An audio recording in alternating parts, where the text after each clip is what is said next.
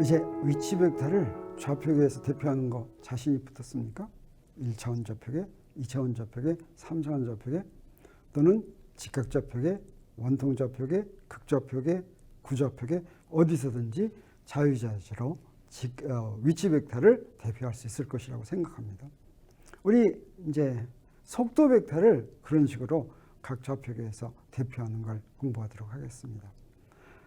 우리 위치 벡터는 잠깐 한 번 더 지난번 마지막에 정리한 걸 한 번 더 보면 1차원 좌표계, 2차원 좌표계, 3차원 좌표계에서 이렇게 다 대표되는 걸 알았습니다. 자, 여기서부터 이 위치 벡터에서부터 우리 뭘 구하냐면 속도 벡터 어떻게 대표하는지를 구하는데 무엇을 이용하냐면 변이 벡터와 속도 벡터는 어떻게 됐습니까? 위치 벡터가 R이라면 변이 벡터는 DR이었죠. 위치 벡터의 미분일 뿐이었습니다. 그 다음에 속도 벡터는 어떻게 구하면 됐습니까? 바로 변이 벡터를 시간의 미분으로 나누면 됐습니다. 그래서 두 개를 나눈다고 생각해도 되고 아니면 위치 벡터가 시간의 함수로 주어지면 한 번 미분한다 또는 더함수를 구하는 것이다. 이렇게 두 가지로 해서 이해할 수가 있다고 했습니다. 그래서 바로 이 식을 이용해서 V는 dt분의 dr이라고 하는 식을 이용을 해가지고 속도 벡터를 각 좌표계에서 대표하는 방법을 이제 우리가 공부하려고 합니다. 그러면 이렇게 두 가지 의미가 있는 거죠.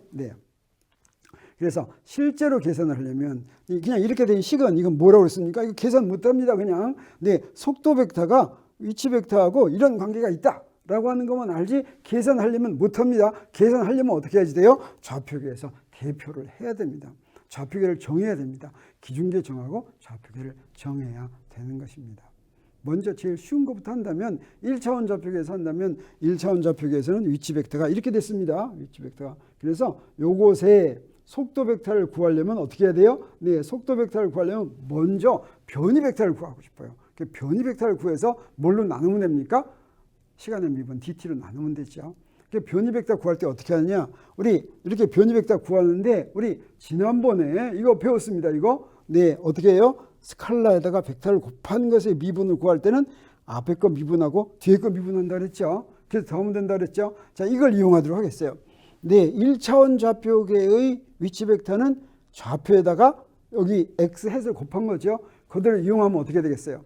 그러면 dr은 뭐가 되냐면 앞에 거 미분하고 뒤에 거 곱하고 그 다음에 뒤에 거 미분하고 앞에 거 그대로 놔둔 거였죠. 자, 이걸 구하면 되겠습니다. 그래서 결과적으로는 어떻게 되냐면 결과적으로는 이 dx햇이 0입니다. 그래서 뭐만 남냐면 dx, x햇만 남겠어요. 이건 어떻게 해서 그러냐면 dx는 뭐예요?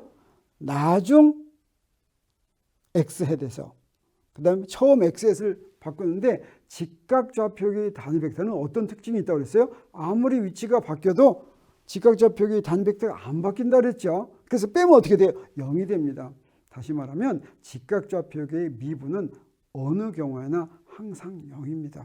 여기서 이렇게 직각 좌표계 이렇게 곱하기 돼 있으면 뭐만 미분해 주면 되겠어요? 앞에 거만 미분해 주면 됩니다. 왜? 뒤에 거는 안 바뀌니까. 그걸 이용하겠어요.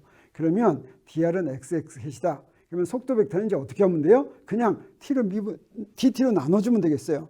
그래서 v를 직각 좌표계에서 표현한다고 하면 직각 좌표계의 성분과 단위 벡터를 표시했습니다. 그러면 그 성분은 v는 뭐가 되냐면 dt분의 dx가 되는구나 하는 것을 우리 알았습니다. 1차원입니다. 1차원. 그 다음에 2차원 직각 좌표계에서는 어떻게 하느냐? 2차원 직각 좌표계에서는 두 항이죠. 두 항 덧셈의 미분 구하는 것도 우리 잘합니다. 그래서 변이 벡터는 dr인데 dr은 어떻게 되겠습니까? x햇과 y햇은 안 바뀌니까 앞에 것만 이렇게 미분해주면 되겠죠. 그래서 dt로 나누면 속도 벡터가 되니까 어떻게 하면 되겠어요? dt로 다 나눴습니다. 그런데 직각 좌표계에서 대표하면 x방향 성분과 y방향 성분의 합이 되는데 그건 여기다 dt로 나누니까 x방향 성분하고 y방향 성분을 비교할 것 같으면 어떻게 돼요? vx는 dt분의 dx고 vy는 dt분의 dy다. 그래서 직각 좌표계에서는 직각 좌표계의 x방향 성분은 무엇만으로 결정이 됩니까? x좌표만으로 결정이 됩니다. y성분은 y좌표만으로 결정이 됩니다. 이게 바로 직각 좌표계의 특징이 되겠습니다. 그러면 이번에는 극좌표계를 이용해 보도록 하겠어요. 2차원 극좌표계. 2차원 극좌표계에서는 위치 벡터가 RR 이렇게 됐죠. 네, 마치 1차원 같이 이렇게 쉽죠. 그런데 그럼 변이 벡터는 어떻게 됩니까? DR을 구해야 됩니다. 근데 이 경우에는 R 햇이 안 변하는 게 아닙니다. dr 햇이 0이 아닙니다. 그래서 두 개가 나와야 되겠어요. dr r 햇 곱하기 r dr 햇 이렇게 되겠어요. 그래서 이거 구하는 게 우리 목표입니다. 이거. 그래서 이거 어떻게 하냐? 자, dr 햇이 r 햇과 세타 햇의 미분 dr 햇과 d 세타 햇을 먼저 구해 놓는 게 좋겠습니다. 자, 이거 어떻게 구하냐면 힌트는 뭘 이용하면 되겠어요? 네, 사실은 이거 구하기가 쉽지가 않은데 무엇을 이용하면 좋냐면 직각좌표계로 표현한 걸 이용하면 됩니다.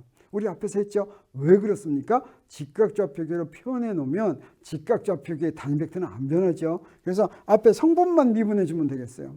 근데 여기에 무엇도 이용해야 되냐면 우리 사인 세타의 미분은 뭐가 된다 그랬어요? 코사인 세타 d 세타였죠. 그다음에 코사인 세타의 미분은 뭐였어요? 마이너스 사인 세타 d 세타였죠. 이것도 이용하면 되겠습니다. 그래서 이거 먼저 구해 놓을 텐데 그래서 우리 복습해 보도록 하겠어요. 우리 극좌표계의 단위 벡터가 이렇게 표시되는 것은 어떻게 알았습니까? 여기다가 극좌표계가 딱 있으면 이렇게 사각형 이렇게 정했죠. 사각형 정할 것 같으면 자, 이렇게 되고 또 저기다 사각형 정하면 이렇게 된다는 거 우리가 알았습니다.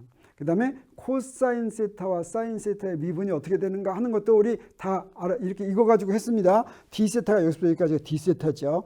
그 다음에 또 뭐냐면 요 놈이 바로 뭐였습니까? 요게 코사인 세타하고 코사인 세타 더하기 d 세타 사이에 여기서 저 끝까지 코사인 세타고 저기가 코사인 세타 더하기 d 세타였죠. 그 차이였죠. 그래서 사인 세타를 구하면 이렇게 사인 세타 구했습니다. 사인 세타 구하면 d 세타분의 마이너스 d 코사인 세타 이렇게 되니까 코사인 세타의 미분은 마이너스 사인 세타 d 세타다라고 하는 거 우리가 알았습니다.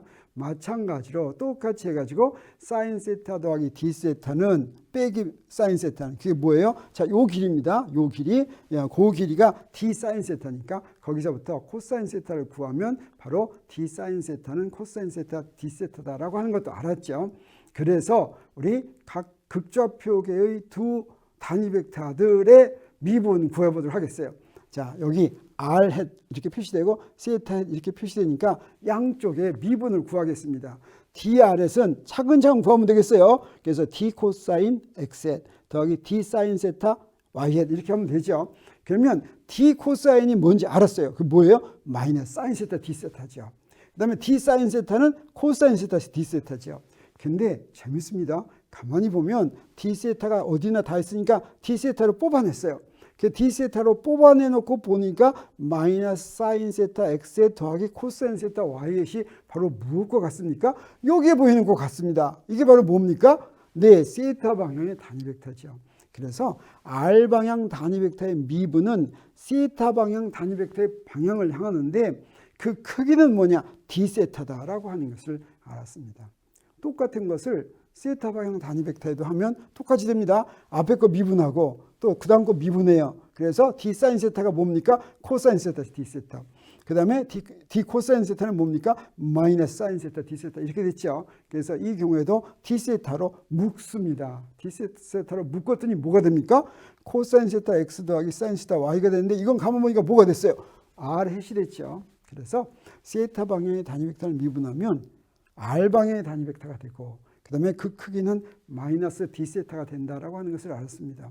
r 방향의 단위 벡터를 미분하면 세타 방향의 단위 벡터 방향이 되고 세타 방향의 단위 벡터를 미분하면 r 방향의 단위 벡터 방향이 된다라고 하는 것은 여기에 아주 깊은 이렇게 돼야지만 되는 이유가 있습니다. 이건 우리가 나중에 또 공부할 텐데 우리 이걸 나중에 적용할 때 이용해 먹으면 되겠습니다. 그래서 우리 정리하면 바로 이런 걸 우리가 구했습니다. 그러면 2차원 극좌표계에서 우리 대표하면 우리 이거 알았으니까 여기다 집어넣기만 하면 되겠죠. 어떻게 됩니까? dr r 햇 더하기 r d 세타 세타 햇 이렇게 됐습니다. 그러면 속도 벡터는 어떻게 하면 되겠어요? dt로 나눠주기만 하면 되죠. 그래서 dt로 나눠졌으니까 네, 극좌표계에서의 성분은 자 r 방향 성분 vr하고 세타 방향 성분을 v 세타라고 한다면 이놈을 갖다가 dt로 나눠주기만 하면 되니까 양쪽의 각 성분을 비교하니까 어떻게 됐습니까? vr은 dt분의 dr v 세타는 이렇게 r을 하나 더 곱해줬어요. R Dθ는 D세타 이렇게 되는 걸 우리 알았습니다. 이런 극좌표계 속도 벡터는 우리 나중에 이제 어디에 이용할 거냐면 오는 운동할 때는 아주 편하게 이용하면 됩니다. 그래서 이번에 배운 거 정리할 것 같으면 이렇게 됩니다. 우리 위치 벡터하고 속도 벡터의 미분을 미분이 아니라 좌표에서 우리 대표한 걸 보도록 하죠. 1차원 좌표계, 네, 1차원 좌표계는 이렇게 대표가 됐죠. 그다음에 2차원 좌표계, 네, 직각 좌표계는 이렇게 되고 속도는 어떻게 됩니까? dt분의 dx, dt분의 dy 이렇게 됐죠. 그다음에 극좌표계는 rr 해시인데 이건 미분하면 위치 벡터는 극좌표계가 한 항이었는데 속도 벡터는 어떻게 됩니까? 다시 두 항이 됐어요. 다시. 그렇지만 하나 다른 게 뭡니까? 네, 직각 좌표계에서는 dt분의 dx하고 dt분의 dy밖에 없는데 여기서는 뭐예요?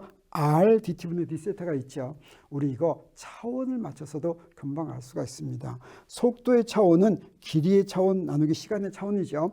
여기서 세타는 차원이 뭐라고 했어요? 차원이 없다고 그랬죠. 그래서 dt분의 d세타 하면 속도의 차원이 안 나옵니다. r 길이를 하나 곱해줘야 되겠어요. 그래서 이렇게 차원을 볼 것 같으면 식이 이렇게 돼야 되겠구나 하는 것을 잘 이해할 수가 있습니다.